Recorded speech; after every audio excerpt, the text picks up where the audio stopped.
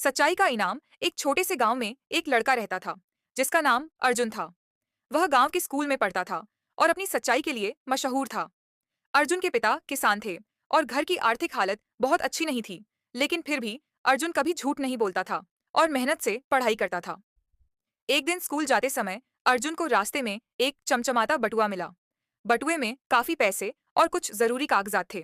अर्जुन के मन में एक पल को विचार आया कि अगर ये पैसे अपने पास रख ले तो घर की बहुत मदद हो सकती है।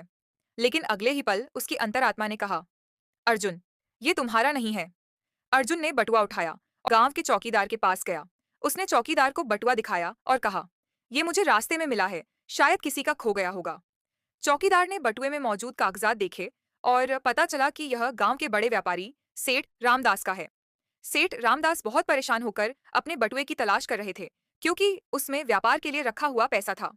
जब चौकीदार अर्जुन को लेकर उनके पास पहुंचा और बटुआ लौट आया, तो सेठ जी की आंखों में खुशी के आंसू आ गए। उन्होंने अर्जुन को धन्यवाद कहा और इनाम में पैसे देने लगे। अर्जुन ने विनम्रता से कहा, सेठ जी, मैंने यह बटुआ इसलिए लौटाया क्योंकि यह आपका था, इनाम के लिए नहीं। अर्जुन की ईमानदारी देखकर सेठ जी ने कहा, पैसे तो मैं दूंगा ही, लेकिन उससे भी बड़ा इनाम मैं दूंगा। कुछ दिनों बाद सेठ रामदास ने अर्जुन के स्कूल की फीस भर दी और पढ़ाई के लिए सभी किताबें और सामान दे दिया। उन्होंने अर्जुन के माता पिता से कहा, ऐसा सच्चा और नेक लड़का एक दिन बड़ा आदमी बनेगा और मैं उसकी मदद करना चाहता हूँ। अर्जुन मेहनत करता रहा और समय के साथ शहर जाकर पढ़ाई की। सालों बाद वही अर्जुन एक सफल और सम्मानित अधिकारी बना, जो अपनी सच्चाई और ईमानदारी के लिए पूरे राज्य में जाना गया। सीख। सच्चाई और ईमानदारी कभी व्यर्थ नहीं जाती।